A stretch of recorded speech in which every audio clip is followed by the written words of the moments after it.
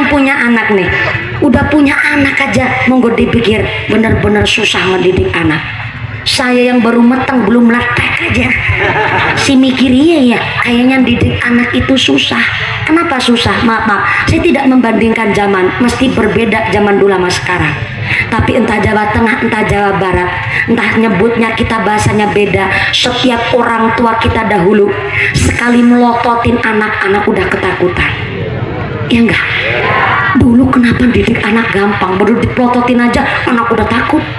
Hari ini orang tuanya melotot, anaknya mendelik.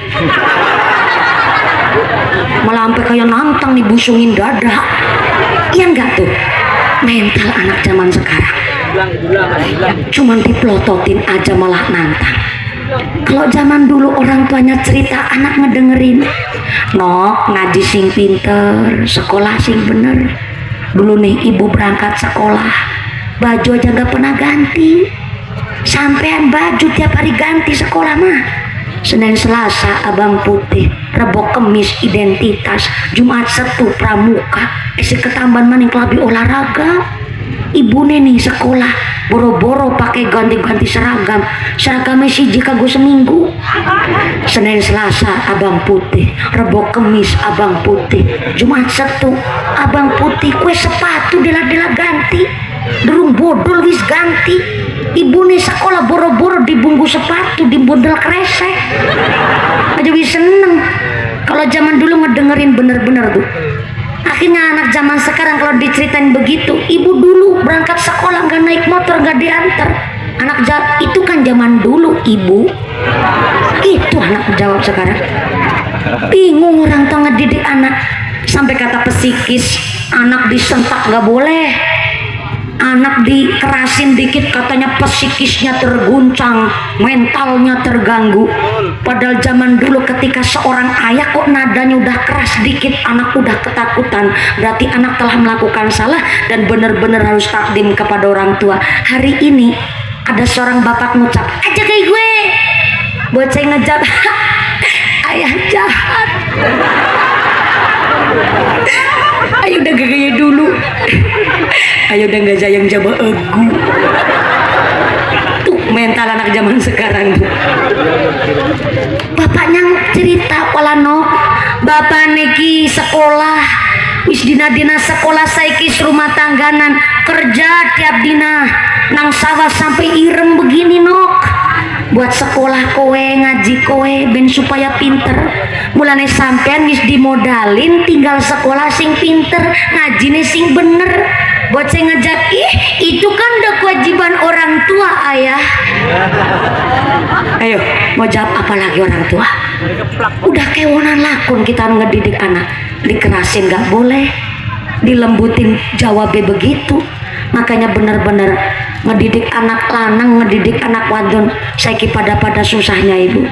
Maka kenapa kok ada pondok pesantren supaya anak-anak kita belajar prihatin. Ada lagi orang tua milenial jawab, lah anak saya mah nggak saya sekolahin di pondok lah, nggak ngajar di pesantren. Orang kemarin di Tangerang aja lagi rame di Tanjung Priuk, panti asuhan, berkedoknya panti asuhan, tapi ternyata bocah pada dicabulin kabeh. Sekarang pesantren udah nggak aman, anak saya nggak boleh mondok, mau saya didik sendiri. Silahkan, itu hak prerogatif orang tua. Tapi punten, udah saatnya kita orang tua balik lagi ke kitab. Di Ta'limul Muta'alim, ini saya udah cerita serius banget nih bu. Apalagi sampai alis sudah jalan kirut begini nih. Udah mode serius banget nih saya nih. Ini darurat moral soalnya zaman sekarang pak. Kalau nggak kita orang tua siapa lagi mau ngedidik anak, ya nggak bu? Maaf nih, di kitab Ta'limul Muta'alim, kalau anak pesantren nggak ngerti Ta'limul Muta'alim, nyebutnya ala-ala. Di Ta'limul Muta'alim dijelaskan orang tua wajib milih pesantren buat anaknya. Estimasi waktu paling sebentar 2 bulan. Berapa bu?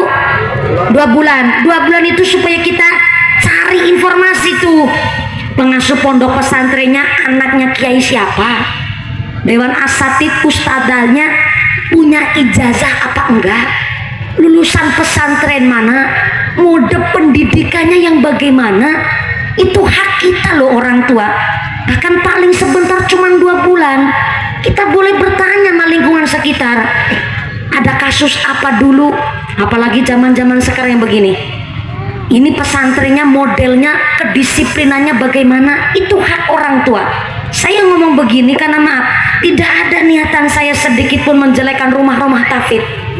Hari ini banyak yang ngebuka rumah tahfidz hanya apal Quran tapi sanad ilmunya nggak jelas, ngajinya entah sama siapa.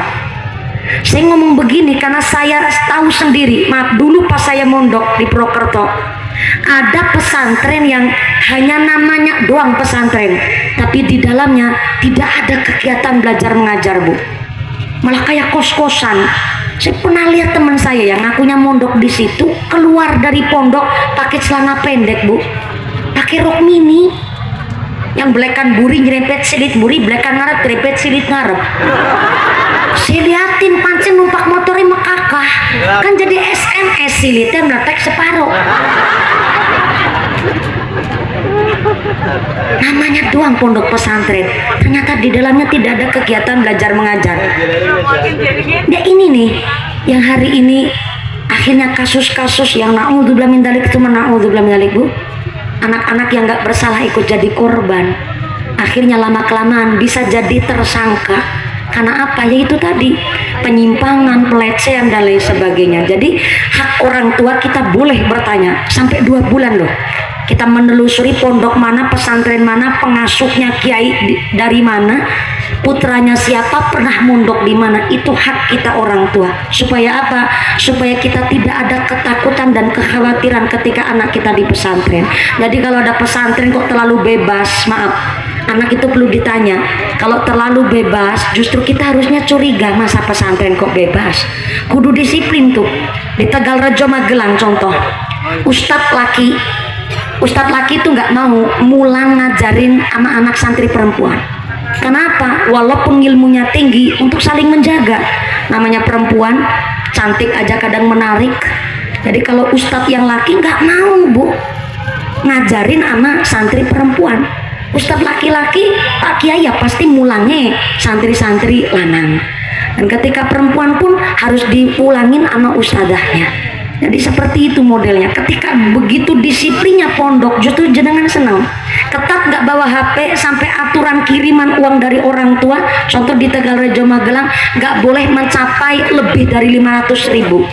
Kalau sampai mencapai lebih dari 500.000, khawatirnya ada ketimpangan sosial di pesantren. Ini dibentuk dari mentalnya. Maka kalau milih pesantren yang salaf. Saya itu kalau pesantren salaf nih, Bu, bukan maaf ya, bukan salafi, salaf itu yang masih ngaji kitab. Mau jenengan anaknya tahfidz Quran boleh, tapi jangan ketinggalan pesantren salafnya. Modern pun boleh, tapi tetap harus ada salafnya, tetap ngaji kitab. Supaya apa? Anak-anak kita nggak salah kaprah. Mudah-mudahan kita sebagai orang tua selalu ditetapkan iman Islamnya, agar bisa mendidik anak-anaknya. Anak-anak kita dilindungi oleh Gusti Allah, cita-citanya diijabah, jadi anak yang qurrata a'yun, yang bisa menyelamatkan orang tua dunia akhiratnya. Amin Allahumma. 10:11